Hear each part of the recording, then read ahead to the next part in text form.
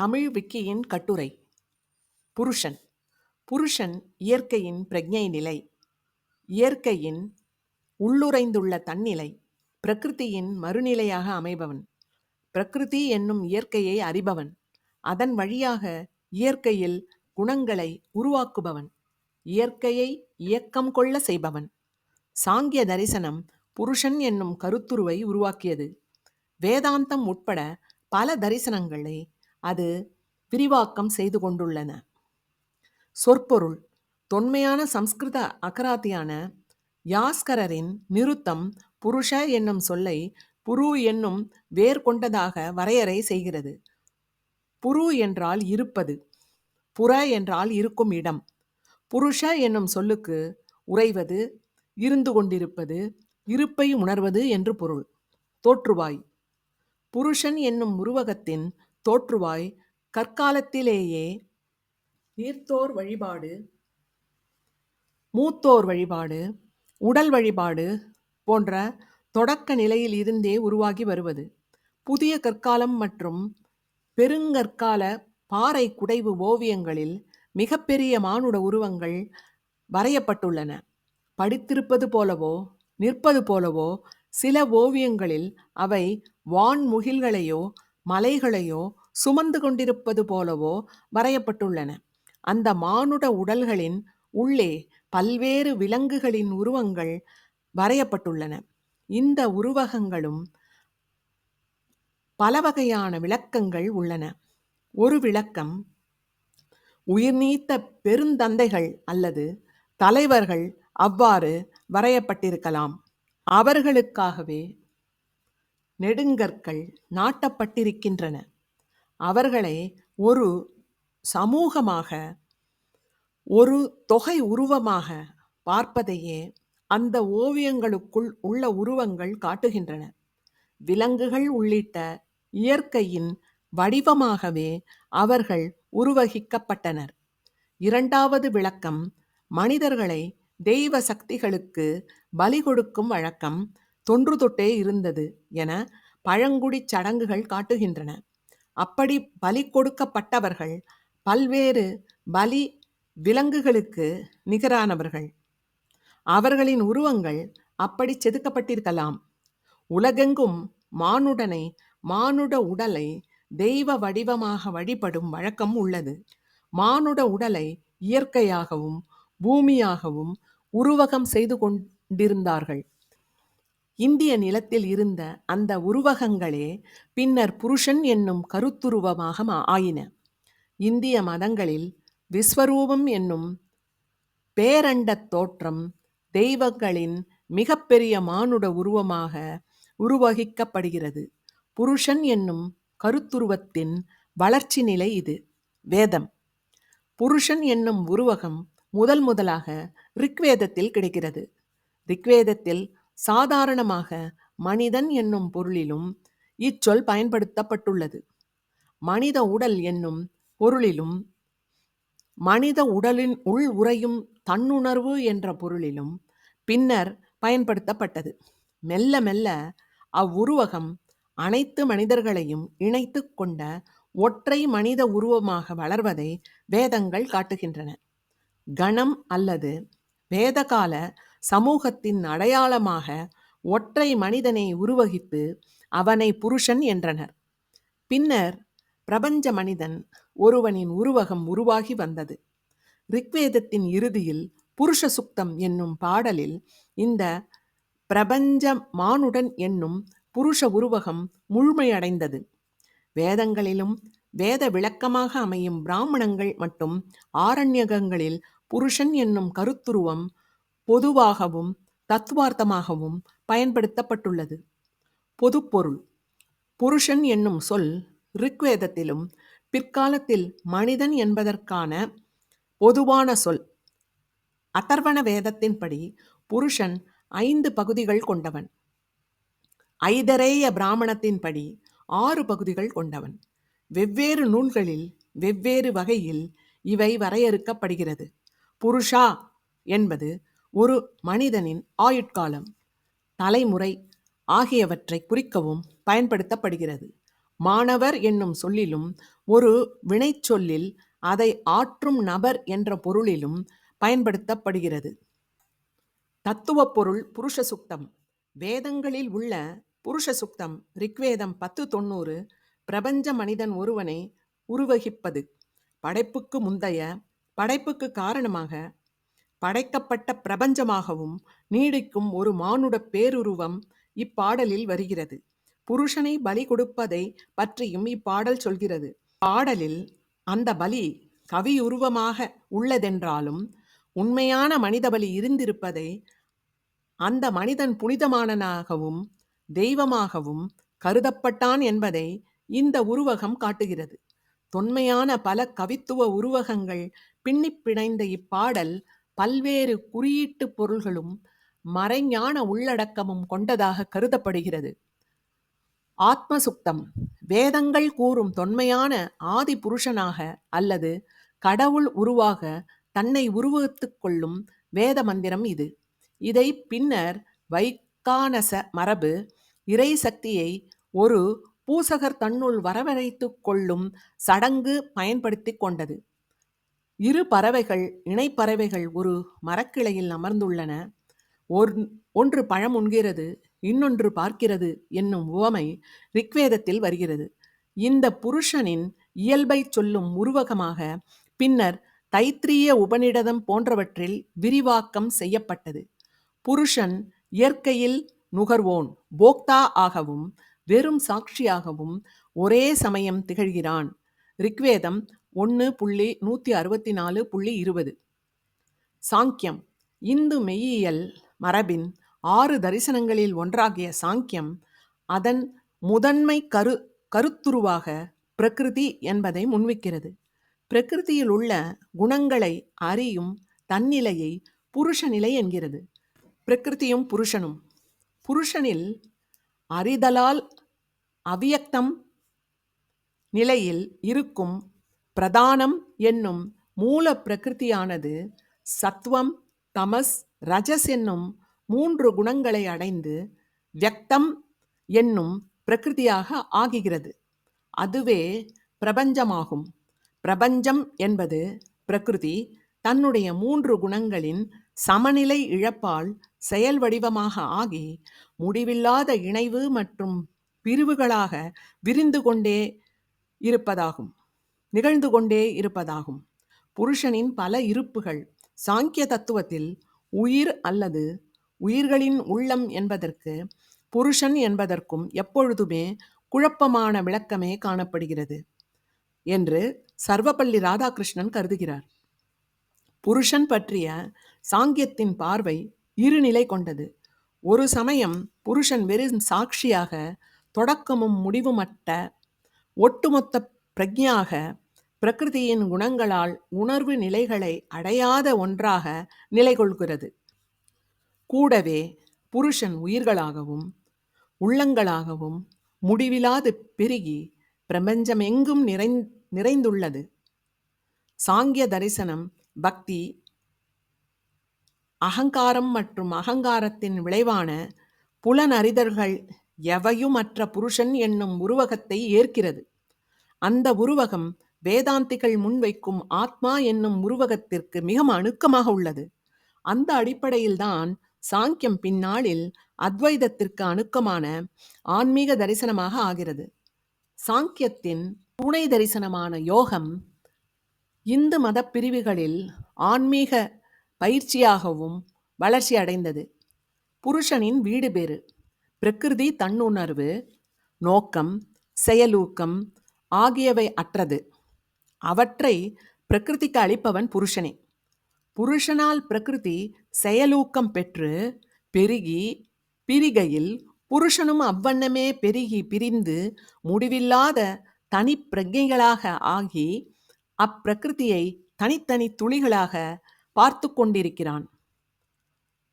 அத்தியாத்மிகம் மனிதனால் விளைவது, ஆதி பௌத்திகம் இயற்கையால் விளைவது, ஆதி தெய்வீகம் அடிப்படை விதிகளால் விளைவது என்று 3 துயர்களுக்கு மானுடன் ஆளாகிறான் என்று சொல்லும் சாங்கியம் அத்துயர்களை புரிந்து கொள்வதே அதை கடக்கும் வழி என்று அறிவிக்கிறது. அத்துயர்களுக்கான காரணம் பிரகிருதி, புருஷன் ஆகியவற்றுக்கு இடையேயான உறவை புரிந்து கொள்ளாமல் இருக்கும் அவித்தை, அறியாமையாகும். அதை சாங்கிய ஞானம் நீக்கும் என்று கூறுகிறது. சாங்கியகாரிகை 44. புருஷன் இயற்கையை உருவாக்கவில்லை, அதை மாற்றி அமைப்பதும் இல்லை. அவன் இருப்பை இயற்கை அறியாது. அவன் வெறும் சாட்சியாக மட்டுமே. அவனுடைய அறிதலால் இயற்கையில் முக்குணங்கள் உருவாகி இயற்கை அவனுக்கான குணங்கள் கொண்டதாக தோற்றம் கொள்கிறது. புருஷனால் மாற்றம் கொள்ளும் பிரகிருதி மகத் என்னும் அறிதலின் நுண்ணலகை உருவாக்குகிறது. அது தன்னிலையின் தொடக்கமாகிய அகங்காரத்தை உருவாக்குகிறது. அகங்காரம் 5 தன்மாத்திரைகள், 5 பருபொருட்கள், 10 புலன்கள், மனம், புத்தி என பிரிந்து பிரபஞ்சத்தை சமைக்கிறது. இவை 24 தத்துவங்கள் என்று சாங்கியத்தால் சொல்லப்படுகின்றன. புருஷன் தன்னுடைய மனம், புத்தி மற்றும் 10 புலன்களால் அறியப்படும் பிரபஞ்சத்தை பிரகிருதி என்றும், அந்த பிரபஞ்சத்துடன் கொண்ட புலனறிவால் அறியப்படும் தன்னை புருஷன் என்றும் பிழையாக எண்ணிக்கொள்கிறான். அந்த பிழை மூலப்பிழை. அதை களைந்து புருஷனும் பிரகிருதியும் தங்கள் உண்மை பெருநிலையை உணர்வதே சாங்கிய ஞானமாகும். வேதாந்தம். புருஷன் என்னும் சொல்லுக்கு வேதங்கள் அளிக்கும் 2 வகை பார்வைகளில் புருஷ சுக்தத்தில் உள்ள பார்வையை பூர்வ மீமாம்சை எனப்படும் வைதீக மரபு முதன்மையாக கொண்டது. வைதீக மரபில் புருஷமேதம் என்னும் வேள்விச் சடங்கு புருஷனின் உடலாக ஒரு மானிட உடலை உருவகித்து அதை வேள்வித்தீயில் பலி கொடுப்பதாக சொல்லப்பட்டுள்ளது. பார்ப்பவனும் நுகர்வனுமாக இரு நிலையில் இயற்கையின் உள்ளுரையாக இருக்கும் புருஷன் என்னும் பார்வையை உத்திர மீமாம்சை என்னும் வேதாந்தம் மற்றும் வேதாந்தத்தின் வளர்ச்சி வடிவமான அத்வைதம் ஆகியவை அடிப்படையாக கொண்டன. வேதாந்தத்தின் பார்வை 2 பிரிவாக பிரிக்கத்தக்கது. தொடக்ககால வேதாந்தம் புருஷன் என்னும் சொல்லை பிரகிருதியின் உள்ளுரை என்று வகுத்து கொண்டது.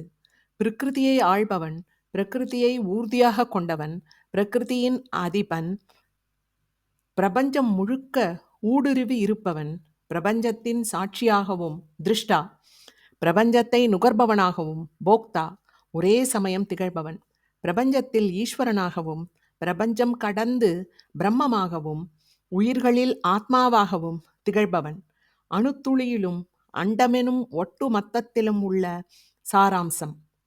உபநிடதங்கள். இந்த புருஷன் உடலில்லாமல், உள்ளேயும் வெளியேயும் இல்லாமல் திகழ்பவன், பிறக்காதவன், உயிர் மூச்சு இல்லாதவன், உள்ளமில்லாதவன், எல்லா இருப்புகளையும் விட உயர்ந்தவன். அவனிலிருந்து தான் உயிர்கள் அனைத்தும் பிறக்கின்றன, மூச்சும் உள்ளமும் உருவாகின்றன. இங்கிருப்பவை அனைத்துமே அவனே சாரம் என்று முண்டக உபநிடதம் குறிப்பிடுகிறது. அங்கிரஸ் முனிவர் ஆத்ம உபநிடதத்தில் புருஷனின் உடலில் வாழ்பவன் என்றும் அவனுக்கு 3 வகை இருப்புகள் உள்ளன என்றும் வரையறை செய்கிறார். பிறந்து இறந்து புலன்கள் வழியாக செயல்படும் வெளிப்புருஷன் பாஹ்யமாத், உயிர் என தோற்றமளித்து உள் நின்று அனுபவங்களை வெறுமனே பார்த்து கொண்டிருக்கும் அகப்புருஷன் அந்தராத்மா.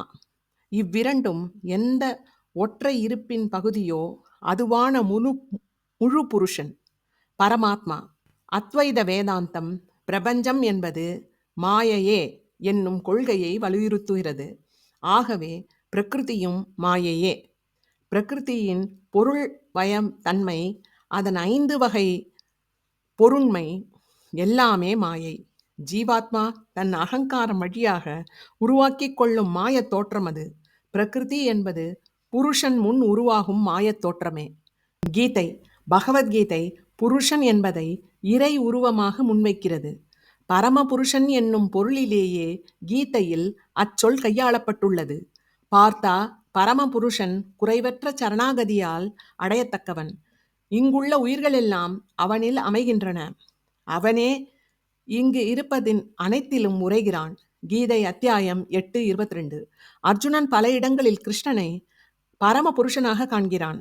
புருஷோத்தமனே, நீ தன்னால் தன்னை அறிய வல்லவன். பூதங்களானாய். பூதங்களின் தலைவனே, தேவதேவனே, வையத்து இறையவனே. பகவத்கீதை 10:15. அத்வைத்தம். சாங்கிய தரிசனத்தின்படி புருஷன் என்பது முழுமையான ஒருமை, தொடக்க முடிவற்றது.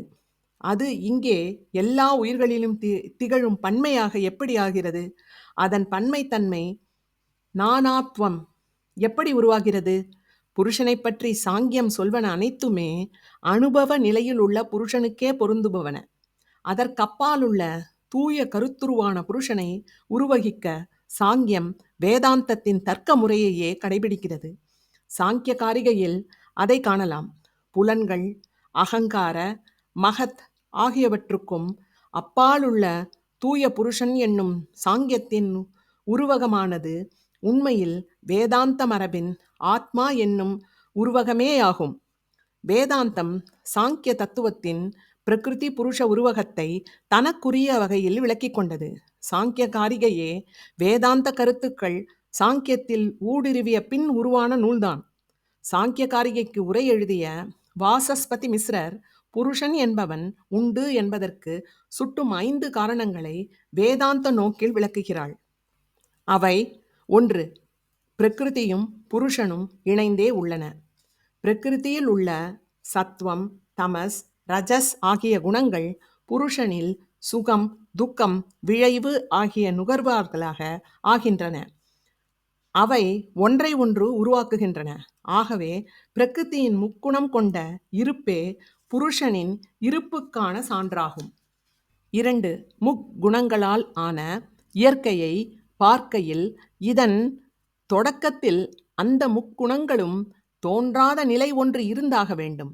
அப்போது பிரகிருதியை அறியும் புருஷனும் அவன் அறியும் சுகம், துக்கம், மோகம் ஆகியவை இல்லாத ஒரு நிலை இருந்திருக்க வேண்டும். தூய புருஷ நிலை உண்டு என்பதற்கு சான்று இது. 3. பிரகிருதி முக்குணங்களால் செயல்வேகம் கொண்டுள்ளது. 3 உணர்வுகளை புருஷனில் உருவாக்குகிறது.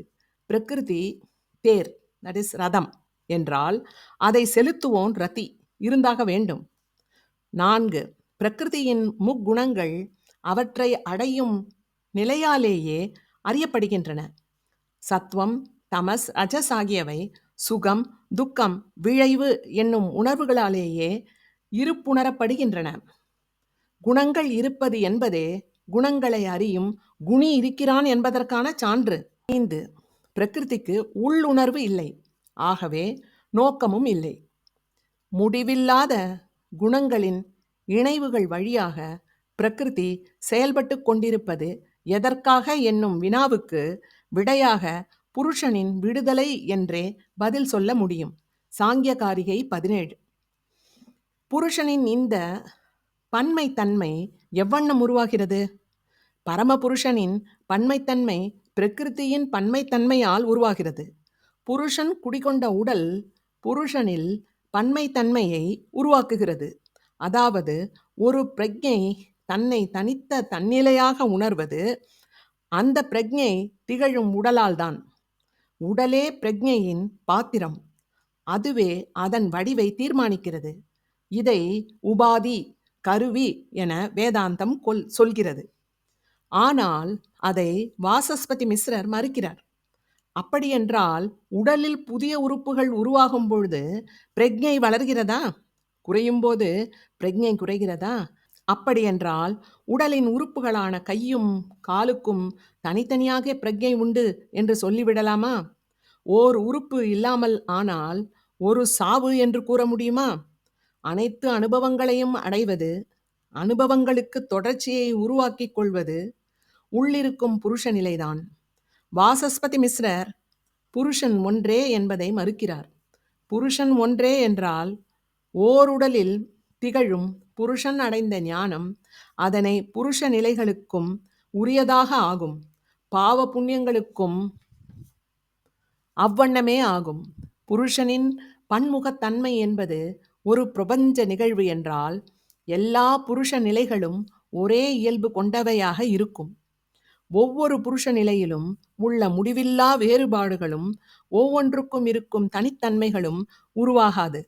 உயிர்களில் உறைவது ஆத்மாதான். அது தனக்கான தனித்துவம் கொண்டது.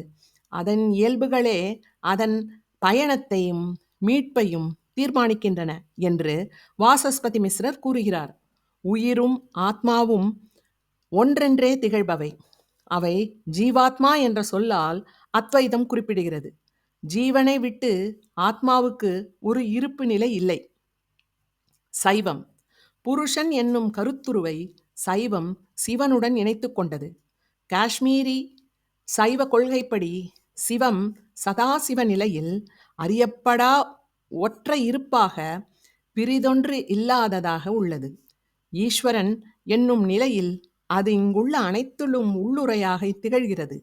அதன் அடுத்த நிலையில் அது புருஷன் என இங்குள்ள ஒவ்வொரு உயிர்களுக்குள்ளும் அறியும் தன்னிலையாக மாறுகிறது. அந்த நிலையில் அது 5 உடல் ஆடைகளை அணிந்து கொள்கிறது. அவை முறையே காலம், ராகம் என்றால் விழைவு, நியதி என்றால் நெறிகள், அறிவு என்றால் வித்யா, அழிவு என்றால் காலா. இவ்வாறாக பரம புருஷன் அல்லது பரமாத்மன் தன்னை புருஷனாக அல்லது ஜீவாத்மனாக ஆக்கிக் கொள்கிறது. ஒரு மாமலை தன்னை அணுவாக ஆக்கிக் கொள்வது போல தன்னுடைய இயல்பை அது சுருக்கிக் கொள்கிறது.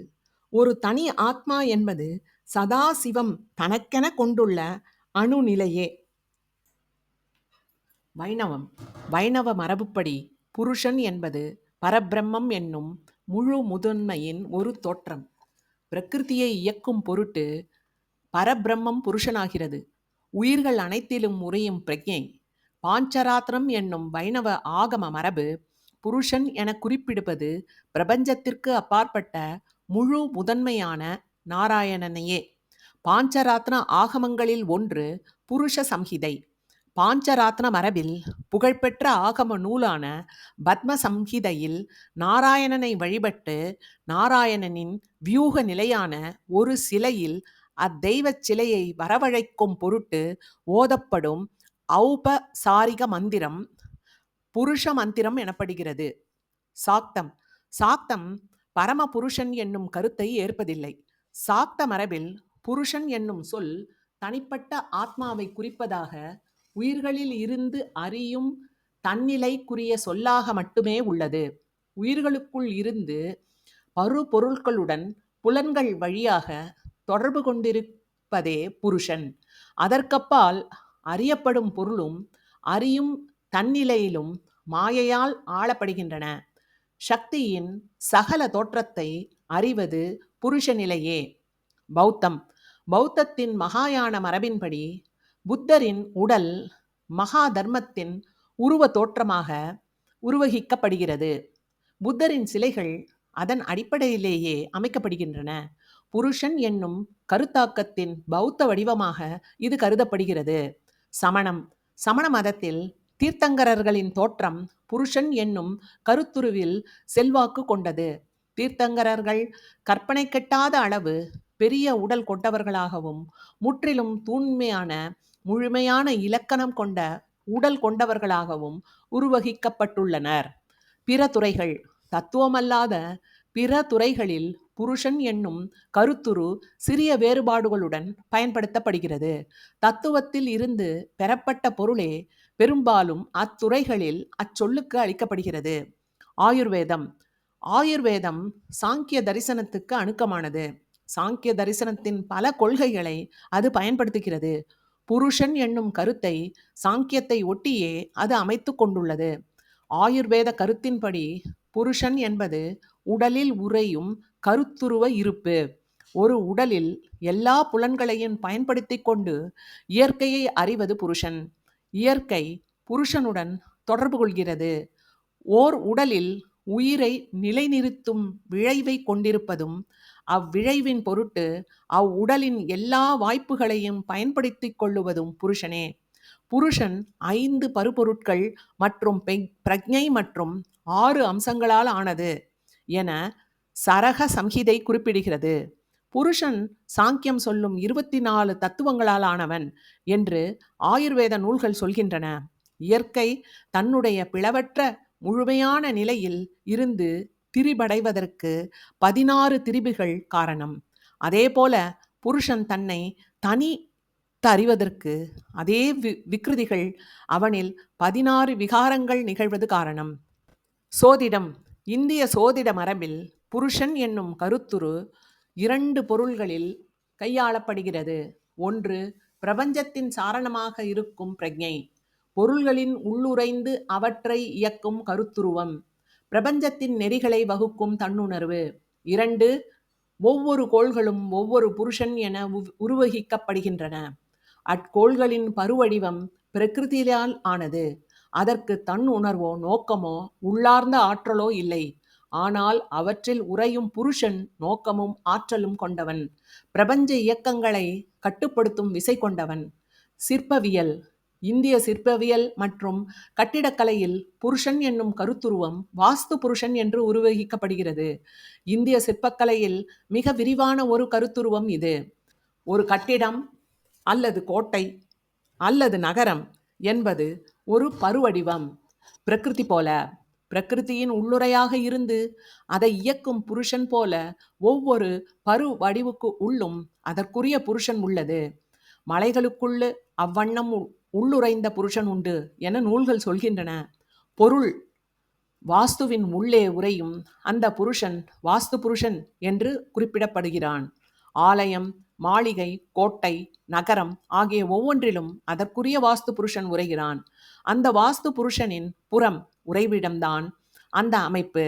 ஆகவே அது ஓர் உடல். அந்த உடல் அப்புருஷனின் செயல்பாட்டுக்குரிய வகையில் முழுமையாக அமைய வேண்டும். அதில் குறையோ மிகையோ இருக்கலாகாது.